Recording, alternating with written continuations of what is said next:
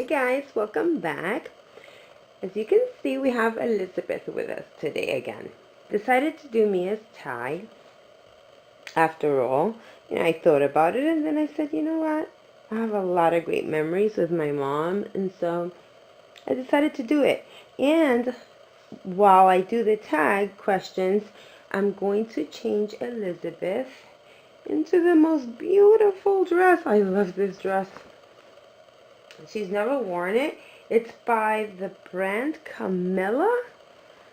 But it's so pretty. It's all white with a very thin bow on front. And then the little underpants have the same little thin material.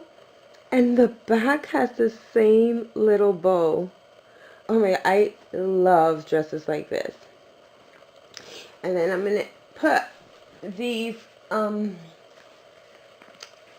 little pink ballerina slippers. They're so cute with a headband.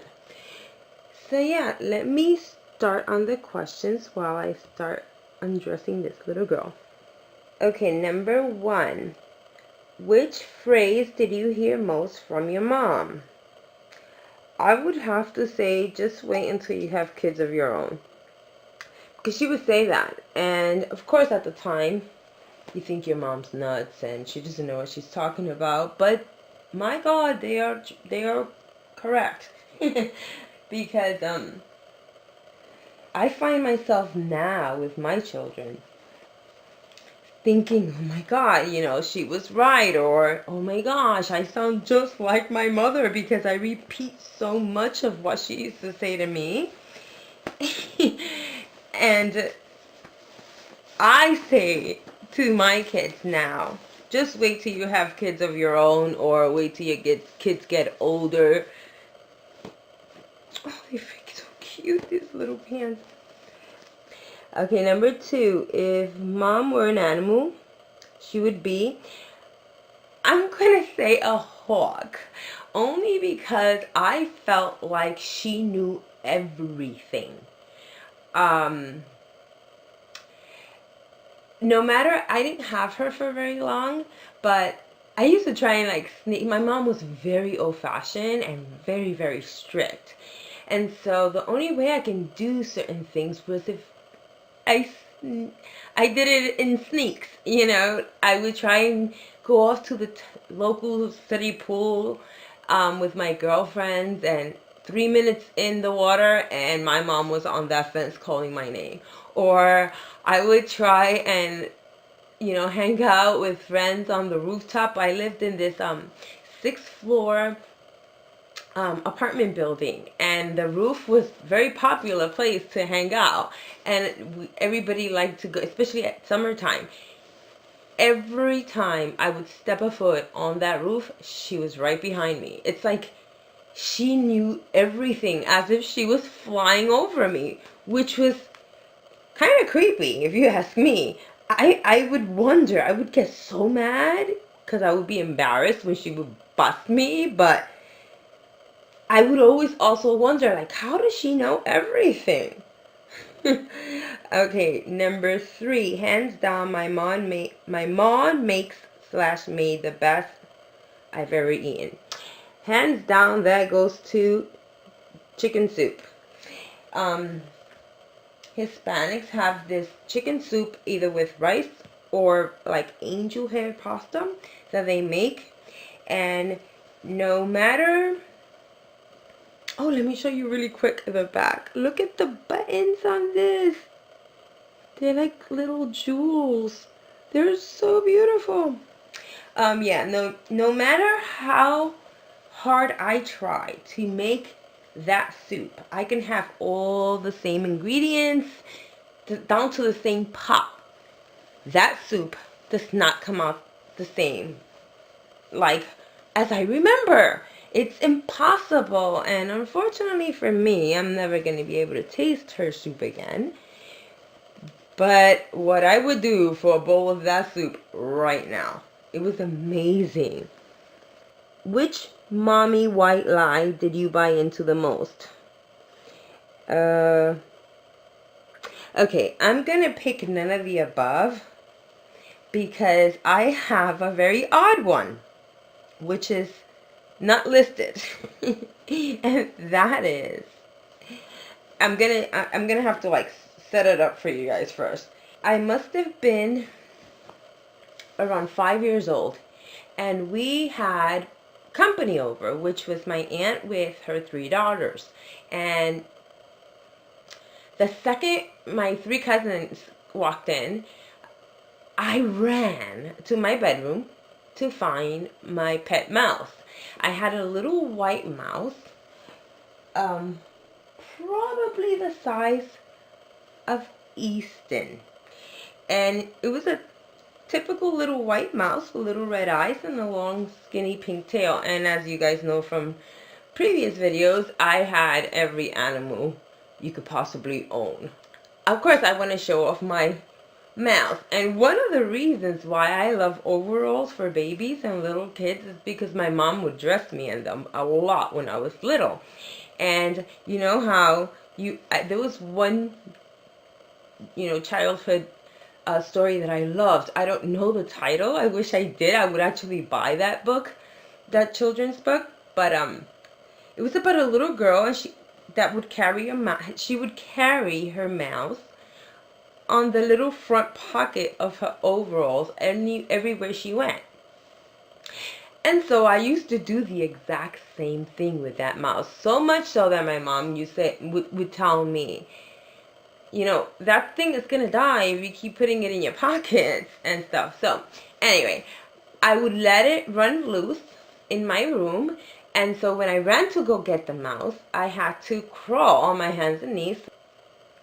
I was trying to find it so quickly because I was so excited because my 3 girl cousins were over. And this is horrible what I'm about to say next, but I accidentally killed my mouse with the palm of my hand. I saw it underneath the bed, and I'm crawling on my hands and knees, and as I went to put one hand down on the floor, the mouse ran under it, and I ended up squishing it to death. I was mortified. I've loved all kinds of animals since I can remember, and I was shocked at what happened. I was like 5 years old, so you could just imagine my fear, and I was scared at the same time. And I don't know what the heck possessed me to get my little brother's tricycle, like the one with the 3 wheels that comes out in all of Freddy Krueger's horror movies. I decided to take his tricycle and put the front wheel right on top of the mouse, of the little dead mouse, so that it can look like he ran it over. I know this is a horrible story, but it's a very true one. And I was crying so hard. So I started screaming. As soon as I put the bike wheel on it, I started screaming. I ran out yelling to my mom that my brother killed my mouse. And of course, between her and my aunt, they calmed me down. They cleaned up the mouse mess. And I see that when everyone left that night, I come out of my room to find a candle burning on top of the refrigerator on a little plate, like a little saucer, and it was a long skinny white candle. And I see it lit on top of the refrigerator. So I asked my mom what was that for, and very nonchalant, she was doing the dishes, I remember, and very nonchalant she goes, oh nothing, that candle's gonna help me with something. So of course I'm like, help you with what? And she tells me that candle, as it burns, wax, gets soft and mushy. So as it burns, that candle is gonna burn and like bend towards, and it's going to point towards the person that killed the mouse. When she said that, my eyes, oh my God, I still remember that clearly. I was mortified. I'm like, what do you mean? She goes, yep, it's like a magic candle, and it's going to point to the real person that killed that poor little mouse. Needless to say, I stood in my room for the rest of the evening. I did not come out. I needed to use the potty. I started to cry. My mom went and got me out, took me to the potty, and I blurted the whole truth out. I'm sorry, it was me. I don't want that candle to point towards me, and whatever. And now as an adult, I think about it, and I'm like, what a thing to say to a kid. Although it worked, but who thinks of something like that? Well, she did. It was also genius. The last one is, what one piece of advice from your mom do you refer to the most in your life? And so that one, I would have to say, right before, a few days before she died, she told me that that my life was going to change, and that I was going to have to be super strong. And that whenever I felt that I couldn't do something, that I could. Because she believes in me. And even though what was going to happen was going to feel horrible, and was going to, I guess, throw a lot of challenges my way, that whenever I felt that I couldn't do something, or that something was too hard, to just believe that I could be strong, and that I would see that I would make it out of whatever situation life threw my way, that I would make it out okay. And she died about, what was it, like a day later. And those words stayed with me to this day. I still use those words as reference. Even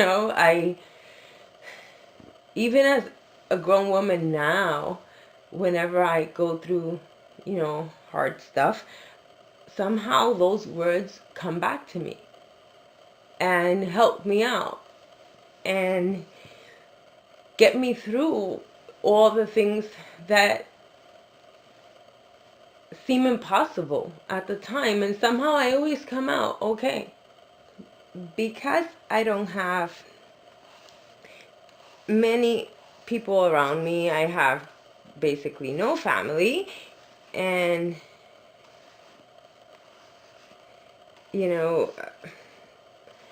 I need those words. I use them often to get me through things that I feel.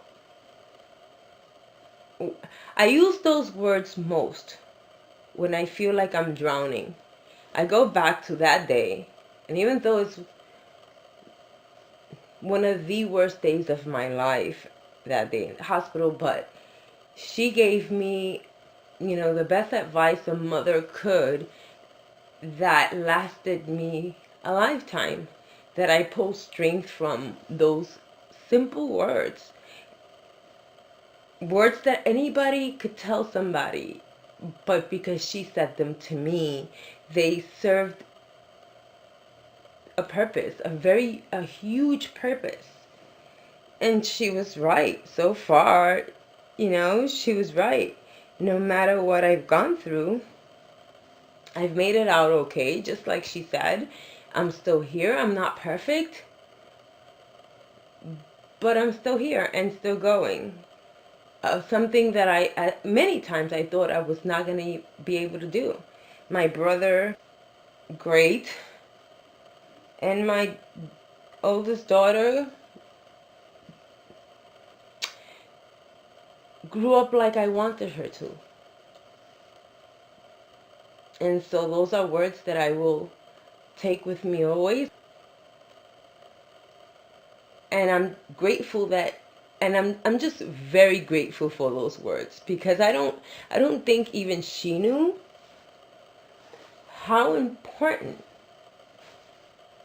or how, I don't think she knew how valuable those small words that she wrote on that notebook pad, because she couldn't talk because she had, you know, the life support machine, those machines and down her throat and whatever. But those simple words that she wrote on that piece of paper that day got me through a lot when I had no one to even give me one word of encouragement. I went back to those words, and that got me through so much to this day. And so I know I got sappy. This is why I was afraid to do this tag. I'm glad I did it though. Tomorrow's Mother's Day. And although I am not in the best place right now, for several reasons, I'm grateful for all I have, and I'm grateful that all my kids and grandchildren are alive and healthy and happy.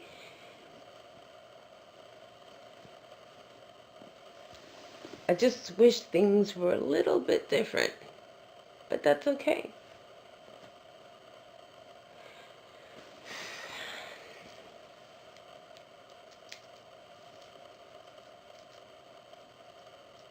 Life can be really unfair sometimes. That's okay.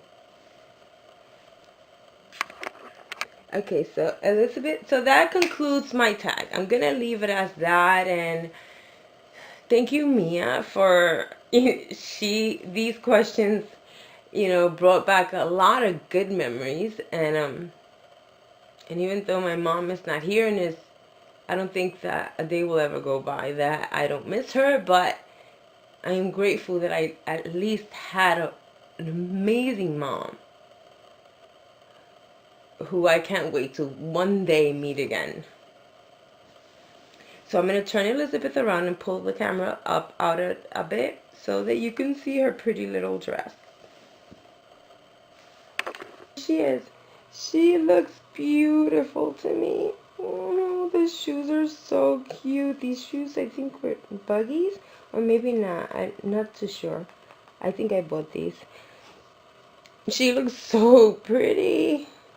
This video, I just wanted to wish every mommy out there, and even all the Reborn mommies, a very, very happy Mother's Day. I hope you guys have a wonderful day, regardless of what you do, whether it's pamper yourself with a bubble bath or go out with your mom like most people do, which is a blessing to be able to take your mother out and spend the day with her. Something I will always miss. Or get breakfast in bed by your children or your hubby. May it be wonderful and fun and filled with everything that makes you guys happy. And so until next time, thank you guys very much for watching. Thumbs up, subscribe, and until next time, this baby break is over. Thank you for watching. Bye, guys.